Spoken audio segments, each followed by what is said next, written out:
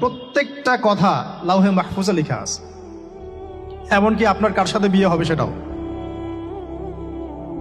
কয়টা বাচ্চা কাচ্চা হবে সেটাও। তাই এত অস্থির হওয়ার দরকার নাই, রিজিকে যা আছে আসবে ইনশাল্লাহ। লেখা যদি হয়ে থাকে আসবে না, আসবে ইনশাল্লাহ, সবর। তো এই জন্য মুমিনদেরকে বলা হয়েছে তোমরা কখনো হতাশ হবে না, কারণ তাকদীর লেখা হয়ে গেছে, হতাশার কোনো কারণ নাই। একটা প্রবণতা আমরা সমাজে দেখছি আত্মহত্যার। ইয়াং জেনারেশনকে আমরা নসিহত করবো যে ভুলেও নিজের জীবনকে বিসর্জন দিতে যাবেন না। আল্লাহ রাব্বুল আলামিন আপনাদেরকে সৃষ্টি করেছেন তার ইবাদত করার জন্য এবং তার জমিনে তার দিনটাকে প্রতিষ্ঠা করার জন্য। হেলায় খেলায় আপনার জীবনটা নষ্ট করবেন না, ঠিক আছে ভাই? আল্লাহ বোঝার তৌফিক দান করে। তো কলম সৃষ্টি করার পরে কিয়ামত পর্যন্ত সব লেখা হয়ে গেছে। এখন আমাদের এই পৃথিবীতে তো মানুষ ছিল না, ছিল? এদিকে মনোযোগ দেন। এই পৃথিবীতে কি আগে মানুষ ছিল? এই পৃথিবীতে আগে কি ছিল তাহলে বলেন? হ্যাঁ, মাশাআল্লাহ, এই পৃথিবীতে আগে কি ছিল? এখন ওরা নাই? সবার সাথেই কিন্তু একটা করে আছে, কমপক্ষে কয়টা করে? সবার সাথে কমপক্ষে একটা করে। আর কোন কোন জায়গা আছে যেখানে জিনের বড় বড় আখড়া আছে। পৃথিবীতে যে জায়গাগুলো থেকে ইসলাম বিরোধী অপতৎপরতাগুলো চলে, ওখানে জিনের আখড়া বেশি। কথা বুঝতে পারছেন? তো জিন জাতিকে আল্লাহ পাক ধ্বংস করে দিয়েছেন তাদের পাপের কারণে, আল্লাহ দ্রোহিতার কারণে, অবাধ্যতার কারণে।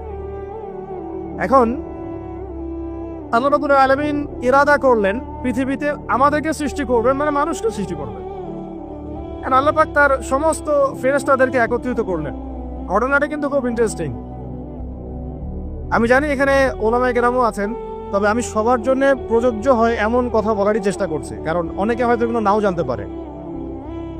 তো আল্লাহ পাকের ভাষায় আমি যদি বলি, আল্লাহ রাব্বুল আলামিন বলছেন, আউযু বিল্লাহি মিনাশ শাইতানির রাজীম, ওয়াইয ক্বালা রাব্বুকা লিল মালায়েকা ইন্নী জাইলুন ফিল আরদি খলিফা। হে নবী মুহাম্মদ সাল্লাল্লাহু আলাইহি ওয়াসাল্লাম, তুমি স্মরণ করো সেই সময়ের কথা যখন আল্লাহ তোমার রব সমস্ত ফেরেশতাদেরকে ডেকে বলেছিলেন যে ইন্নী জাইলুন ফিল আরদি খলিফা, আমি জমিনে মানে পৃথিবীতে আমার খলিফা পাঠাতে চাই। কি পাঠাতে চাই? আরো জোরে বলেন। আল্লাহ পাক বলেননি পৃথিবীতে মানুষ পাঠাতে চাই, পৃথিবীতে নতুন কোনো মাখলুক পাঠাতে চাই। আমাদেরকে আল্লাহ পাক সম্মানের শব্দে সম্মানিত করেছেন, বিশেষায়িত করেছেন। আমাদেরকে বলেছেন আমরা আল্লাহর খলিফা, আমরা আল্লাহর খলিফা। এখন আমরা আল্লাহর খলিফা, কিন্তু পৃথিবীতে মানুষ খিলাফা শব্দ সহ্য করতে পারে না। হ্যাঁ, কি অদ্ভুত না? এটা কোরআনের কি শেষের দিকে আছে না প্রথম দিকে আছে? সূরা বাকারার একদম শুরুর দিকে 3, 4, 5টা পৃষ্ঠা উল্টালে দেখবেন এই একটা আছে। তো কোরআন তাহলে শুরু থেকে কখনো খুলেও দেখেনি সে ব্যক্তি, প্রমাণ হবে এটা, সে খুলেও দেখে না, অথবা দেখলেও সে এড়িয়ে গেছে। আল্লাহ পাক আমাদেরকে বললেন যে পৃথিবীতে আমি আমার খলিফা পাঠাতে চাই। তাহলে আদম আলাইহিস সালামকে আল্লাহ পাক মুহাব্বতের শব্দে, সম্মানের শব্দে বিশেষায়িত করলেন কি বলে? সুবহানাল্লাহ, সুবহানাল্লাহ। আর খলিফা কাকে বলে এটা আমি আপনাদেরকে বোঝাচ্ছি একটা দোয়া থেকে। এই যে গাড়িতে করে আমরা বাসা থেকে আসলাম, যখন কোনো সফরে যাই আমরা একটা দোয়া পড়ি, সুবহানাল্লাযী সাখখারা লানা হাযা ওয়া মা কুন্না লাহু মুকরিনিন ওয়া ইন্না ইলা রাব্বিনা লামুনকালিবুন। এতটুকু তো পড়ি নাকি? বাইলো পড়তে হবে। বইমেলা এসেছি শুধু লেকচার শোনার জন্য না, ছবি তোলার জন্য না। আজকে জীবনটা পরিবর্তন করার নিয়ত করে যাইতে হবে, ঠিক আছে ভাই? বই প্রকাশ করা, ছাপানো, বিক্রি করা, লেখা, এর চেয়ে বড় কথা আমার জীবনটা ইলমের আলোয় আলোকিত করা। আমি বই লিখলাম ধরেন একটা, আমার মধ্যে সেই আমল নাই, লাভ নাই। লাভ আছে? আমি বই ছাপাইছি 100, 200, 500, 1000, আমি নিজেই আমল করি না, হবে? আগে আমল জরুরি। ইলমের সাথে আমলটা খুব বেশি জরুরি। আলেম তাকেই বলা হয় যে ইলম অনুযায়ী আমল করে। আল্লাহ পাক বলেন লিমা তাকুলুনা মা লা তাফআলুন, তোমরা এমন কথা কেন বলো যে আমল নিজেরাই করো না? কাবুরা মাকতান ইনদাল্লাহ আন তাকুলু মা লা তাফআলুন, আল্লাহর কাছে সবচেয়ে গর্হিত একটা অপরাধ তোমরা একটা কথা বলবা কিন্তু আমল করবা না। তো দোয়াটা মুখস্থ করবেন। এই দোয়ার নিচে একটা অংশ আছে, আল্লাহুম্মা আনতা সাহিবু বিস সাফারি। আমার কথাটা শুনেন, খলিফার অর্থটা বুঝেন। অনেকে তো অনেকভাবে ব্যাখ্যা করে। আল্লাহুম্মা আনতা সাহিবু ফিস সাফারি, আল্লাহ তুমি এই সফরে আমার সাথী। সফরে বের হওয়ার সময় দোয়া পড়ছি আমরা, আল্লাহুম্মা আনতা সাহিবু ফিস সাফারি, আল্লাহ তুমি এই সফরে আমার সাথী। ওয়াল খলিফাতু ফিল আহলি ওয়া মালি, আল্লাহ আমি তো বাসায় নাই, আমার বাসার আহাল মালের খলিফা হচ্ছে তুমি আল্লাহ। তাহলে খলিফা শব্দ দিয়ে কি বুঝলেন? আল্লাহ আমার বাসার আহাল মালের খলিফা মানে কি? আমার স্থলাভিষিক্ত তুমি আল্লাহ, আমি ওখানে নাই বাসায়, আমি সফরে বের হয়ে গেছি, আমার স্ত্রী, আমার সন্তান, আমার মাল, আমার জান, এগুলোর দায়িত্ব তোমার, তুমি খলিফা। কত চমৎকার দোয়া।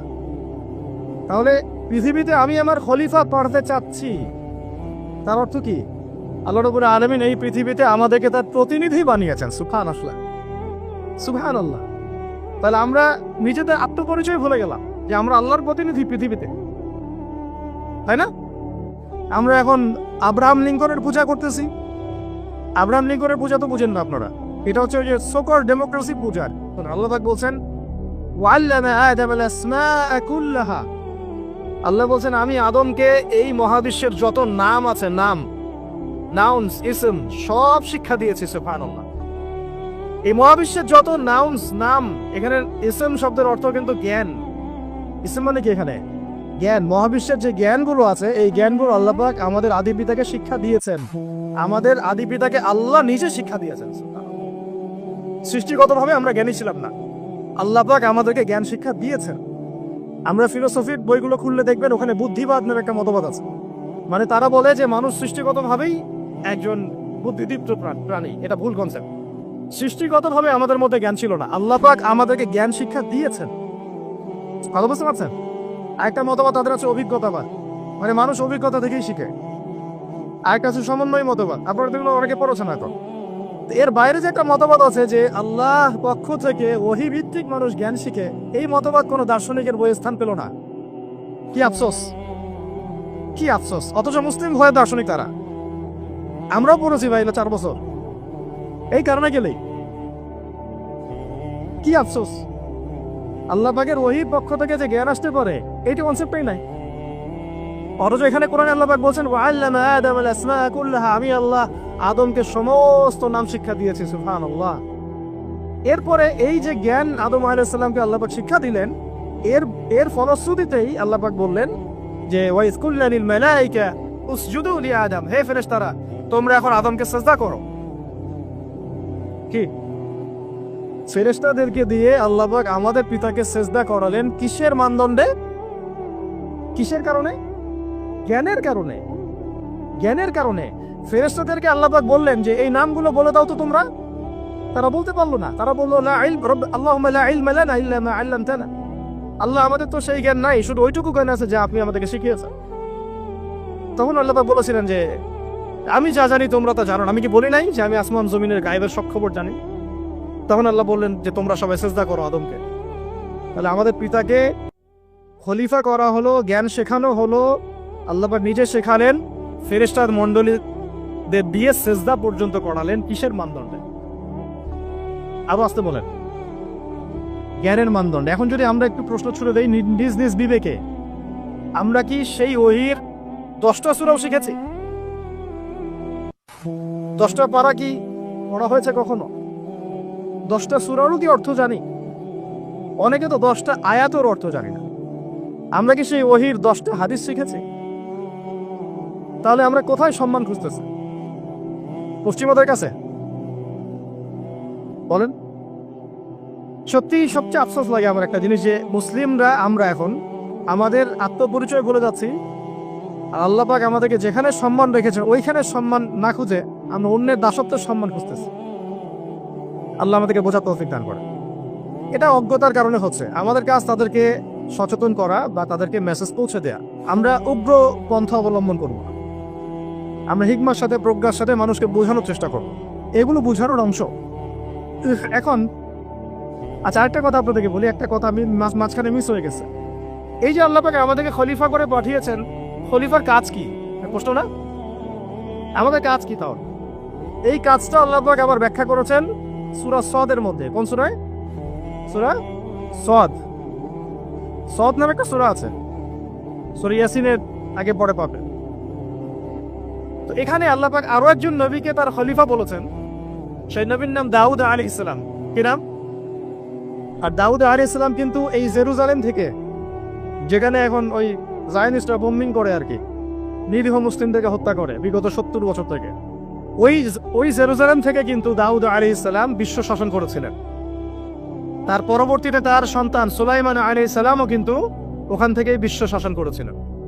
আর এখনকার বনু ইসরাইল দাবিদার এই জায়নিস্টরা, তারাও কিন্তু ওই ফিকিরই করছে, ওখান থেকে তারা বিশ্ব শাসন করতে চায় এবং তারা মনে করে তাদের একজন মাসিহ আসবে, সেই মাসিহ আসলে তারা বিশ্ব শাসন করবে। আমরা সেই মাসিহের নাম জানি মাসিহুদ দাজ্জাল। কি নাম? এই দাজ্জালকে ওরা ওদের সত্য মাসিহ মনে করে, আমরা জানি হচ্ছে মিথ্যা ভণ্ড প্রতারক মাসিহ, অথচ ওরা মনে করে এটা হচ্ছে সত্য মাসিহ। এই জায়গায় তারা ধোঁকা খাচ্ছে। অথচ সত্য মাসিহ হচ্ছেন ঈসা আলাইহিস সালাম, যিনি আবার শেষ জামানায় আসবেন এবং তার হাতেই এই মাসিহুদ দাজ্জাল মারা যাবে এবং তারপরে পুরো বিশ্বে আবার ওই খিলাফা কায়েম হবে, ওই যে খলিফা, ওটা সারা বিশ্বে কায়েম হবে। এই টাউন হলো বাদ যাবে না ইনশাআল্লাহ। এটা মানুষ মানতে চাচ্ছে না, কিন্তু মানুষ না মানলে কি? আল্লাহ পাকের নকশায় সব আঁকা আছে কখন কি হবে। কে কে কল্পনা করেছিল যে আজকে আপনারা বসে এখানে দিনের আলোচনা করবেন? হ্যাঁ, কল্পনা করা যায় তো? যে শব্দগুলো আপনারা বলছেন এগুলো বললেই তো নাই গায়েব, এখন বলছেন। কেউ কি কল্পনা করেছিল যে হঠাৎ করে এমন একটা সময় চলে আসতে পারে? কেউ কিন্তু কল্পনা করেনি, আল্লাহ পাকের নকশায় ছিল। এখানে আমাদের একটা আফসোসের কথা, এখানে মাস্টারমাইন্ড আল্লাহ রাব্বুল আলামিন। প্রকৃত মাস্টারমাইন্ড কে?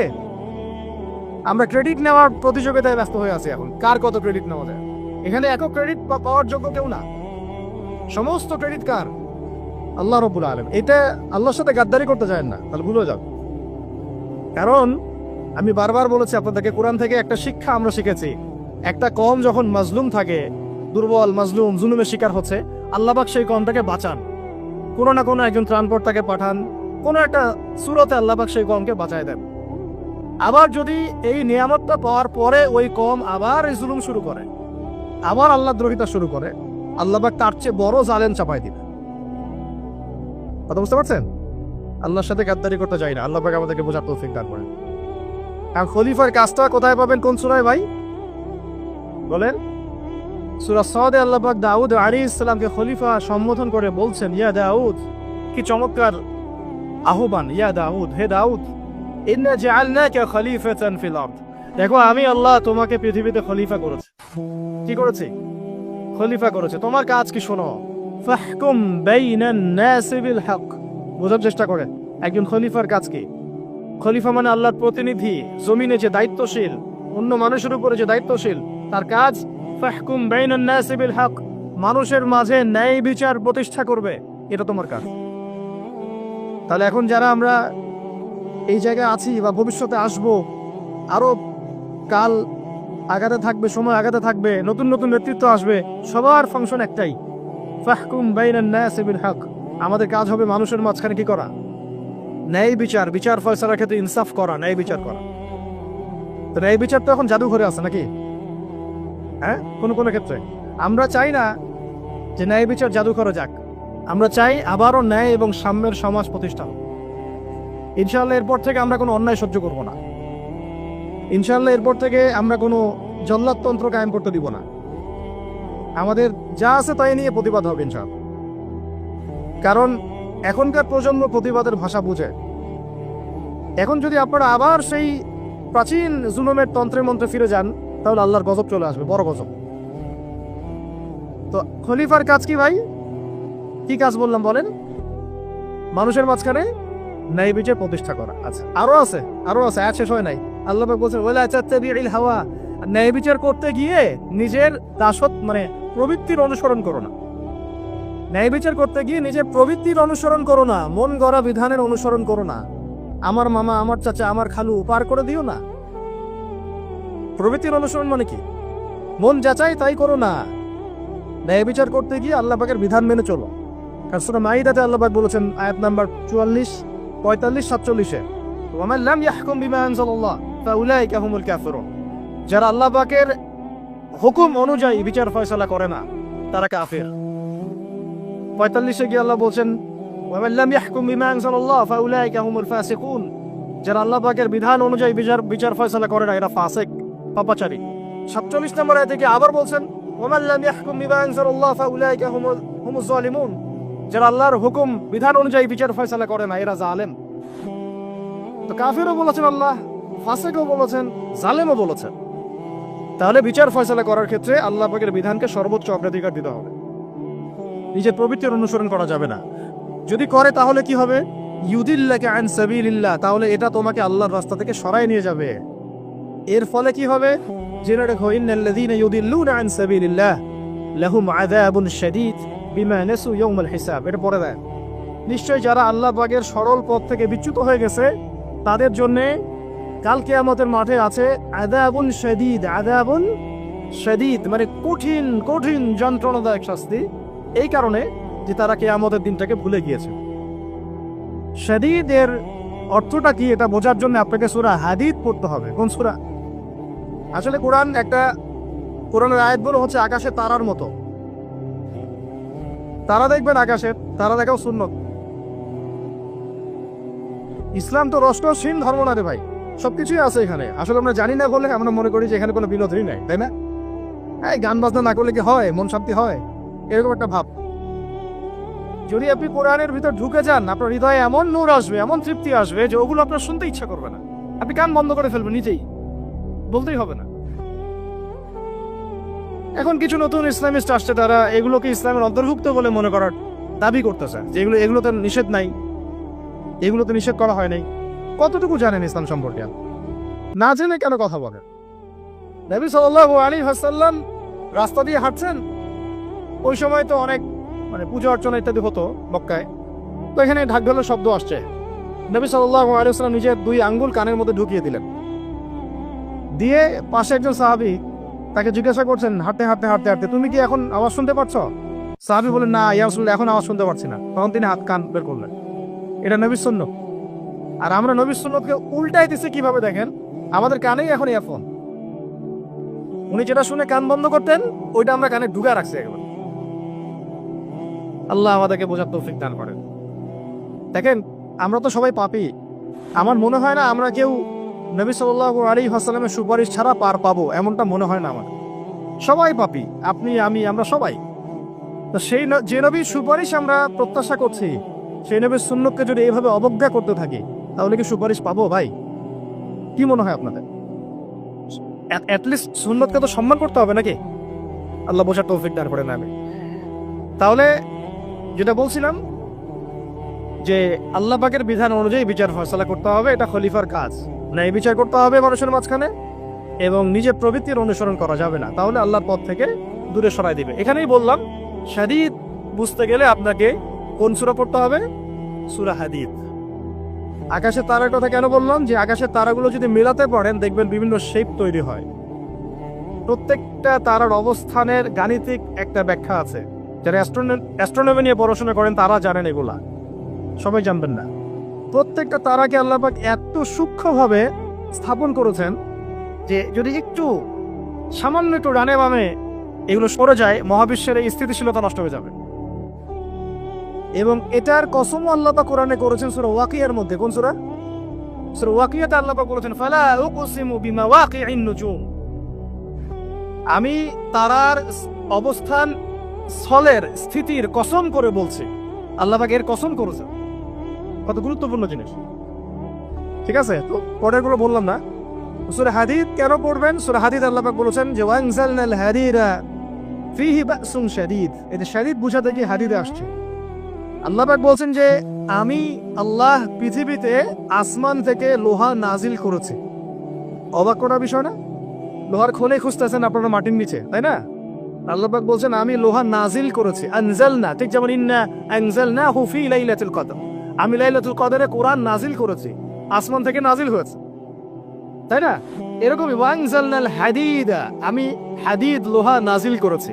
ফীহি বাসুন শাদীদ, যে লোহার মধ্যে আছে কঠিন শক্তি আছে না? আয়রন যে অণু পরমাণুগুলো, এগুলোর শক্তি সবচেয়ে বেশি না? কেমিস্ট্রিতে আপনারা পড়েছেন। তাহলে এখন আল্লাহ পাক বলছেন কিয়ামতের দিন তাদের জন্য আযাবুন শাদীদ, যারা আল্লাহ পাকের খলিফার দায়িত্ব পালন করবে না। যারা খলিফার দায়িত্ব পেয়েও ন্যায় বিচার করবে না, ইনসাফ করবে না, প্রবৃত্তির অনুসরণ করবে, ঠিক আছে, আল্লাহর পথ থেকে বিচ্যুত হয়ে যাবে, তাদের জন্য কিয়ামতের মাঠে এই শাস্তি আছে। তাহলে আমরা কি খলিফা শব্দ বুঝতে পারলাম? আমাদের পিতা যে খলিফা, এটা কি বুঝতে পারলাম? তাহলে এখন বলেন তো, প্রত্যেক নবী কি আল্লাহর খলিফা ছিলেন না? ছিলেন কি না? প্রত্যেক নবী কি আল্লাহর বিধান দিয়ে বিচার ফয়সালা করেন নাই? মানুষের মাঝখানে ইনসাফ করেন নাই? ন্যায় বিচার প্রতিষ্ঠা করেন নাই? এরপরে সাহাবায়ে কেরামের যুগে তারা কি ন্যায় বিচার প্রতিষ্ঠা করেন নাই?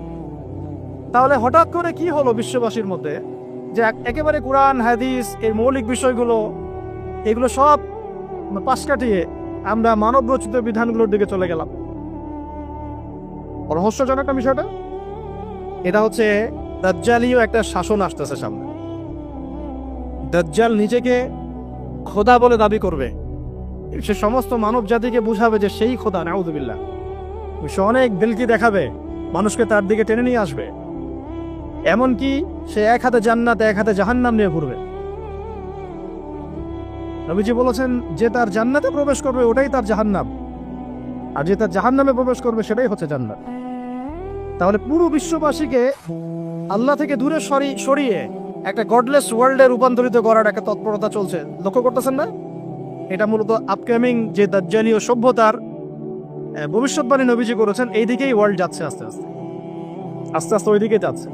তবে নবীজি এটাও বলেছেন সাল্লাল্লাহু আলাইহি ওয়াসাল্লাম যে আমার উম্মতের মধ্যে একটা তাইফা, একটা দল, কিছু মানুষ সব সময় হকের উপর অটল থাকবেন স্যার, কিন্তু তাদের সংখ্যা হবে খুব কম। এখন আমাকে আপনারাই বলেন যে ওই হকের উপর অটল থাকতে হলে আমার সেই জ্ঞান লাগবে কি লাগবে না? বলেন। যেই জ্ঞান আমাদের পিতাকে শেখানো হয়েছে, দেখবেন প্রত্যেকটা মানুষের মধ্যে কিছু প্রতিভা আছে, সৃজনশীলতা আছে, আছে না? একটা বুদ্ধিদীপ্ত একটা তাড়না মানুষের ভিতরে কাজ করে। এটা কোত্থেকে